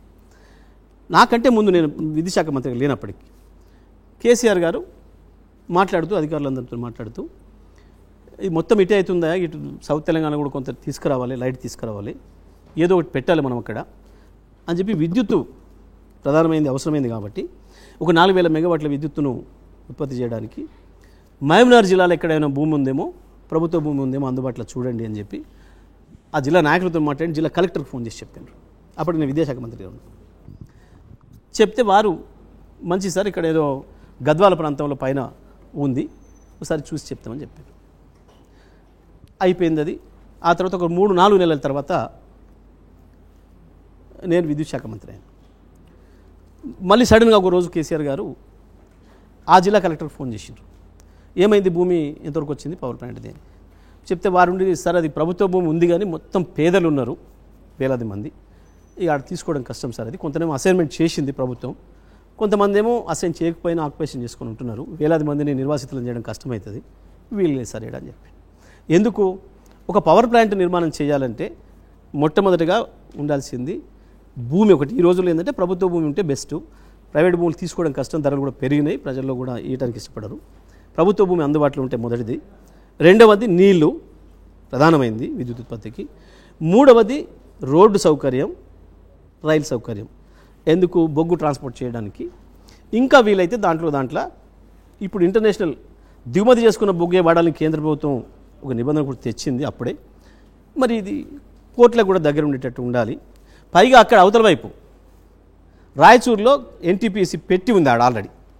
కాబట్టి యువతల ఒకటి మనది, దానికి 4 కిలోమీటర్ల దూరంలో మనం ఉంటాం యువతల వైపు.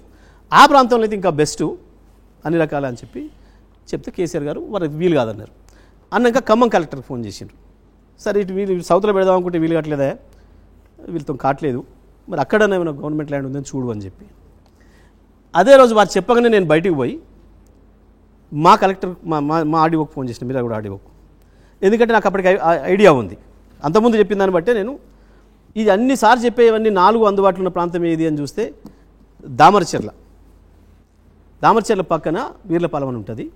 నేను ఎప్పుడో నాకు మొదటి నుంచి తెలుసు, అక్కడ మాకు బంధుత్వం ఉంది కాబట్టి ఇప్పుడు చూసినవన్నీ ప్రభుత్వ ల్యాండ్లు, బ్యారెన్ ల్యాండ్లు వందల వేల ఎకరాలు కనపడేది. నేను వారికి ఫోన్ చేసి వెంటనే అక్కడ ఉన్న గవర్నమెంట్ ల్యాండ్ ఎంత అందుబాటులో ఉంది ఒకసారి నాకు చెప్పు అని చెప్పాను. అంటే ఆయన వెంటనే తెలుసుకొని, అప్పటికే ఆయన ముందు పూర్తి అవగాహన ఉంది కాబట్టి, సార్ గవర్నమెంట్ ల్యాండ్ కొంచెమే ఉంది, 500-600 ఎకరాలే ఉంది, కానీ ఇక్కడ ఫారెస్ట్ ల్యాండ్ అని ఉంది కానీ అక్కడ చెట్టు లేదు, ఫారెస్ట్ ల్యాండ్ మాత్రం 4-5 ఎకరాలైనా ఉంది సార్ అని చెప్పాను. నేను నవ్వుకుంటూ లోపలికి వచ్చిన. ఇది నవ్వుతున్నవేంది అని అడిగి కేసీఆర్ గారు, ఏం లేదు మీరు పవర్ ప్లాంట్ పెట్టాలి అక్కడిక్కడ వెతుకుతుంటే మా జిల్లాలో కూడా ఏమైనా అవకాశం ఇస్తారేమో, 1000-2000 మెగావాట్లు నాకు అని చెప్పి, ఇట్లా పలానా కాడ ఉంది, రోడ్డు ఉంది, దానికి హైవే ఉంది, రైలు మార్గం ఉంది, బీబీనగర్ నడికుడి, నీళ్లు ఉన్నాయి బ్రహ్మాండంగా, ప్రభుత్వ భూమి ఉందేమని అడిగితే ఆయన ఆడియో 500-600 ఎకరాలే ఉందంటుండు, కానీ ఫారెస్ట్ ల్యాండ్ ఉందంటుండు, అది వీలు కాదు కదా అన్న. నేను అయ్యో ఎవరు చెప్పిండు నీకు అమాయకంగా, ఫారెస్ట్ ల్యాండ్ ఉంటే ఎందుకు వీలు కాదు, ఇంకా మంచిగా తీసుకోవచ్చు, దానికి ఆల్టర్నేట్గా మనం ఇవ్వచ్చు వేరే కాడ, ఆ నిబంధనలు ఉన్నాయి అని చెప్పి, గంతభూమి మీ కాడ ఎక్కడిది ఫారెస్ట్ అని చెప్పి డిఎఫ్ఓ చేసి ఫస్ట్ ఫోన్ చేస్తే, ఉంది సార్ ఆ గుట్టలలో ఈంచెల్లాడికి కృష్ణగూడెం 10-15 వేల ఎకరాలు ఉంది సార్ అన్నాడు. అనగానే ఇది సరే ఇది తెలియనట్టుంది అని చెప్పి ఎంఆర్ఓకి చేసింది డైరెక్ట్గా. ఏ ముఖ్యమంత్రి కూడా అయితే సిఎస్ లేదా సెక్రటరీ ఎప్పుడో కొన్ని సందర్భాలు కలెక్టర్ తప్ప అంత కింది స్థాయి మాట్లాడరు. కానీ ఆ యాంగ్జైటీలో నేను చెప్పినని చెప్పి ఎంఆర్ఓకి చేసి, మీ దగ్గర ఫారెస్ట్ ల్యాండ్ ఉందా, ఎంత ఉందా అని అడిగాను. మీ మంత్రి ఏదో చెప్తున్నాడు, ఎంత ఉంది అంటే, సార్ ఫారెస్ట్ ల్యాండ్ నా మండలంలో 4000 ఎకరాలు ఉంటుంది, దాన్ని ఆనుకొని కూడా పక్క మండలంలో ఇంకొక 5-6 వేల ఎకరాలు ఉంది సార్ అన్నాడు. పక్క మండలం ఎంఆర్ఓ కూడా చేసి ఆయన కూడా చెప్పి, అరే ఇదేదో మంచిగుంది కదా పోదాంపా అని చెప్పి అప్పుడే నిమిషంలో చెప్పి తెల్లవారి 2 హెలికాప్టర్లు తీసుకొని పోయి చూసి వచ్చినాం. చూస్తున్నప్పుడు కొంచెం ఇది రిజిస్టర్ కానివ్వండి ప్రజలకి, పైన తిరుగుతున్నప్పుడు సార్ అన్నమాట, మీ అదృశ్యం పండిందా నల్గొండ జిల్లాది, ఇది పేరుకేం అడవి ల్యాండ్ అని ఇచ్చారు 10-15 వేల ఎకరాలు, ఇలా ఉరిపెట్టుకొని చచ్చిపోదామని ఒక చెట్టు లేదు, అంత చెట్టే లేదు ఇది అని చెప్పేసి పైన అతను జోక్ మాట్లాడి రాగానే తీర్మానం చేశారు. ఇది ఓకే ఒక విషయం, ఇది ఒక విషయం, ఏం జరిగింది, టాక్స్ జరిగింది మీరు వివరిస్తున్నారు. ఇది ఒక విషయం, వాస్తవాలు తెలవాలి కదా. అయిన తర్వాత ఇవాళ ఆర్టీపీపీ బొగ్గు పోయేది సింగరేణి నుంచి, ఆర్టీపీపీకి బొగ్గు పోయేది సింగరేణి నుంచి, దామరచెర్ల దాటిన తర్వాత ఇంకా 2 దూరం ఉంటుంది. ఇవాళ మనకి ఇస్తున్న బొగ్గు, ఇవాళ వీటీపీపీకి ఇస్తున్న బొగ్గు ఎక్కడి నుంచి, ఒరిస్సా నుంచి. ఏది మనది బోంగ, సింగరేణి పోంగ. మొత్తం భారతదేశం ఇక్కడ ప్రశ్న పొరుగు రాష్ట్రాలది కాదు, తెలంగాణ ఖజానా మీద భారం పడేలా అన్నట్టు నిర్ణయం ఉన్నదా లేదా? ఇప్పుడు ఆంధ్రప్రదేశ్ 100% కాదు, వెనుకబడ్డ ప్రాంతాన్ని అభివృద్ధి చేయడం అనేది ప్రభుత్వాల బాధ్యత. పైగా ఒకే చోట అన్ని కూడా కేంద్రీకరించడం కూడా కరెక్ట్ కాదు, అది కూడా డిఫరెంట్ ఏరియాలు పెట్టడం అనేది కూడా అవసరం, అన్ని వైపులు పెట్టడం అనేది కూడా అవసరం. ఆ మాటకు వస్తే వరంగల్ కూడా బ్రహ్మాండంగా డెవలప్ చేసినాం, టెక్స్టైల్ పార్క్ వరంగల్ పెట్టినాం. మరి వరంగల్లో ఎందుకు పెట్టాలి, పత్తి నల్గొండలో కూడా అవుతుంది అని నల్గొండలో పంచాయతీ చేస్తే, లేదు మా ఆదిలాబాద్లో పెట్టాలి, మా గడుగు పత్తి పండుతుంది ఆడేది పెట్టాలి ప్రభుత్వం చేస్తే, దానికి ఏమైనా ఆన్సర్ ఉంటుందా? ఎక్కడైనా ఒక ప్రభుత్వం ఒక మంచి ఉద్దేశంతో ఒక ప్రాంతంలో లైట్ తేవడం కొరకు ఇలా ఎందుకు రామగుండం అంతగా లేచింది, ఒక అభివృద్ధి కార్యక్రమం ఉండబట్టే కదా. ఎందుకు కొత్తగూడెం లేచింది, ఉండబట్టే కదా. వరంగల్ కూడా ఎందుకు లేపాలనుకున్నాం, ఒక ప్రత్యామ్నాయం ఉండాలి, కేవలం హైదరాబాదే కాదు తెలంగాణకి ఇంకొకటి కూడా పెద్ద నగరం ఉండాలి, ఏదైనా పరిస్థితులు వచ్చినప్పుడు ఒకటి సిద్ధంగా ఉండాలి, ప్రజలకు రిలీఫ్ ఉండాలి, దీని మీదనే ప్రజలు పడితే వేరే రకాల సమస్యలు వస్తాయి అనేది విజ్ఞత ఉన్న ప్రభుత్వాలు, విజన్ ఉన్న ప్రభుత్వాలు చేసే ఆలోచన. Right. Coming దాంట్లో back to- భాగంగా No, coming Nalgonda back to జిల్లా, నేను చెప్తున్నా, మేము నల్లగొండ జిల్లా రూపురేఖలు మారిపోతాయి దాంతో. ఇవాళ మిర్యాలగూడ ప్రాంతంలో పెరిగిపోయింది, అభివృద్ధి లేచింది. ప్రత్యక్షంగా 4,500 ఉద్యోగాలు కావచ్చు, పరోక్షంగా 20,000 మందికి వస్తాయి ఉద్యోగాలు. ఆ రకంగా ఒక ప్రాంతాన్ని అభివృద్ధి చేయడం కొరకు పెడితే ఏ ప్రభుత్వం అయినా. Right. Coming ఇలా back ఈ ప్రభుత్వం అయినా ఒక ఆయన అక్కడ ఎందుకు పెట్టిండు ఒక లిఫ్ట్, నువ్వు ఆయన ఎందుకు పెట్టినావు లిఫ్ట్, నా కాడ పెట్టలేదు ఎందుకని ఇంకోటి అడిగితే ఏం చేస్తావు? ఇది ఒక సెన్స్లెస్ వాదన తప్ప, మూర్ఖపు వాదన తప్ప నిలబడేది కాదు. రైట్. వాడు ఎవడైనా మాట్లాడి రాజకీయ నాయకుడు, కానీ ఒక జడ్జి అంటే ఆయనకు, ఒక జస్టిస్ అంటే ఆయనకు సమగ్రమైన ఆలోచన ఉండాలి కదా. ప్రభుత్వం యొక్క ఉద్దేశం ఏంది అని తెలవాలి కదా. జగదీష్ రెడ్డి గారు, ఇక్కడ క్లియర్ గా coming back to L Narasimha Reddy, మీకు ఇంకోటి కూడా చెప్తాను, మీకు ఒక నిమిషం లెట్ మీ ఆస్క్. దీన్ని కంప్లీట్ చేయండి. ఇంకోటి కూడా చెప్తున్నా, బొగ్గు గనులు చాలా ఈయన చెల్లడికి అంతటి ఉన్నాయి. నువ్వు మొట్టమొదటి సింగరేణిలో ఎందుకు స్టార్ట్ చేసినావు, నువ్వు మొట్టమొదటి రామగుండంలో ఎందుకు చేసినావు, మొదలు ఆగని ఎందుకు దోమైనావు, మా ఊళ్ళు ఎందుకు దోమలేదని అడిగితే ఏం చెప్తావు సమాధానం? ఇప్పుడు వస్తుంది కదా ఒకటి దోవుకుంటా, ఇది మాకన్నా ఎందుకు మొదలు పెట్టలేదు నువ్వు అనంటే ఏమన్నా ఆన్సర్ ఉంటుందా? ఆ రోజుకు ఆ ప్రభుత్వానికి ఉండే ఆలోచనలు ఏదైనా ప్రజల పట్ల పని చెయ్యాలి అని ఒక ఆలోచనతో చేస్తే. Right right. కమిషన్ ముందున్న మరో ప్రధానమైన ఇష్యూ, మీరు అన్నింటినీ కాంపిటేటివ్ బిడ్డింగ్ రూపంలో వెళ్లకుండా అన్ని నామినేషన్ మెథడ్లో వెళ్ళారు. విద్యుత్ లైన్ అయినా, తర్వాత ఈ 2 పవర్ ప్లాంట్లకు సంబంధించి అయినా, లేదంటే పీపీఏ విత్ ఛత్తీస్గఢ్ గవర్నమెంట్ అయినా, ఎందుకు కాంపిటేటివ్ బిడ్డింగ్ ఎంచుకోకుండా నామినేషన్ మెథడ్లో వెళ్లాల్సి వచ్చింది? ఎందుకు అంటే మేము పారదర్శకంగా ఉండాలి కాబట్టి. ప్రైవేట్ వాళ్ళకి ఇస్తే నిజం ఏం జరుగుతుందో మనకు తెలుసు. మీకు ఇంకోటి కూడా చెప్తే, ఇక దాంట్లో కూడా దాచిపెట్టుకునేది ఏం లేదు. మేము 800 మెగావాట్లు కొత్తగూడెం ఏదైతే బీహెచ్ఎల్కి ఇచ్చినామో అదే సమయంలో ఆంధ్రప్రదేశ్లో కూడా 2 ప్రారంభం చేశారు. కానీ మాకంటే ఒకటేమో 800 కోట్లు ఎక్కువ, ఒకటేమో 1,100 కోట్లు ఎక్కువ ప్రైవేట్ వాళ్ళకి ఇచ్చారు, టెండర్లలో ఇచ్చారు సేమ్ ప్లాంట్లు. అంటే ఎక్కడ అవినీతి జరిగినట్టు, ఎక్కడ మంచిగా ఉన్నట్టు. ఎందుకు ఇచ్చినాము అని అంటే ఎన్టీపీసీకి కావచ్చు, ప్రభుత్వ రంగ సంస్థలు దేనికైనా నామినేషన్ మీద లేదా డైరెక్ట్ పీపీఎల ద్వారా చేసే అవకాశం ఉంది చట్ట ప్రకారం. మీకే చెప్తున్నా, మీరు అన్నది వాస్తవం. ఇంకో మాట కూడా చెప్తా, సరే బయట చెప్తే గొప్ప అని అంటారు, ఇలా నమ్మేటోడు నమ్ముతాడు, నమ్మడు వేరు. కానీ మోడీ ప్రైవేట్ టాక్స్లో మోడీ కేసీఆర్ గారిని 5 నిమిషాలు అభినందించాడు. కేసీఆర్, ఈ టైంలో నువ్వు మొత్తం ప్రభుత్వ రంగ సంస్థలకు ఇచ్చినావు, అవతల మీ కౌంటర్ పార్టీలు అన్ని ప్రైవేట్ వాళ్ళకి ఇచ్చిండ్రు, అందులో ఏం జరిగిందో నాకు తెలుసు, నువ్వెందుకు ఇట్లా చేసినావు. ఇంకొకటి కూడా, కేసీఆర్ గారికి ఒక పిచ్చి నమ్మకం ప్రభుత్వ రంగ సంస్థలు బతికించాలి, ఉంచాలి, అంతకుముందు నుంచే పాలసీ.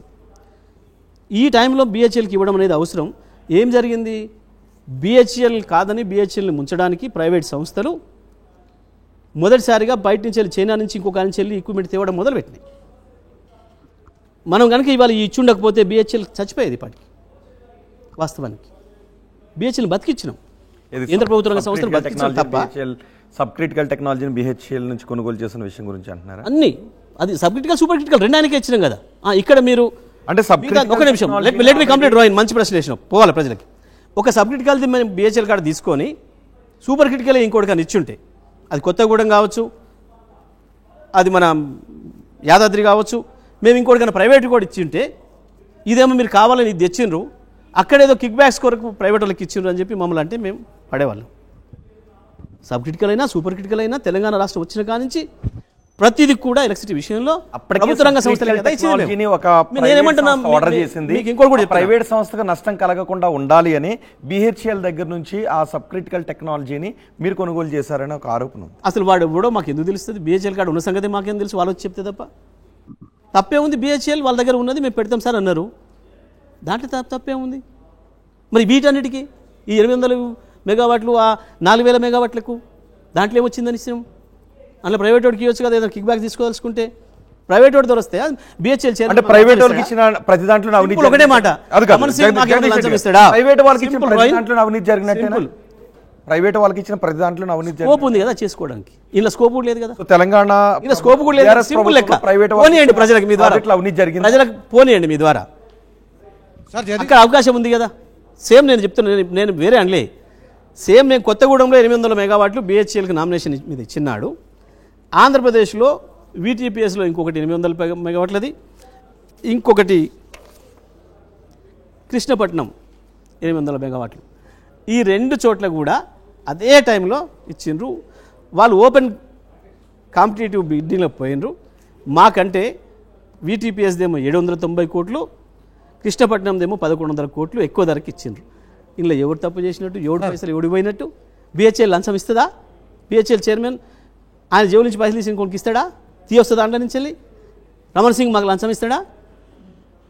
పీజీసీఎల్ చైర్మన్ కూడా లంచం ఇస్తాడా? అనుకన్నా సార్ ఇది ఎక్కడ ఓ ప్రైవేట్ వాడికి ఉన్న ధర కంటే ఎక్కువ ఇచ్చి మీరు వానికి ఇచ్చిండ్రు, వానికి అట్టబెట్టిండ్రు అంటే దాంట్లో ఏదైనా అవకాశం ఉంది, ప్రజలు నమ్మడానికి అవకాశం ఉంది, మనం అనడానికి కూడా అవకాశం ఉంది.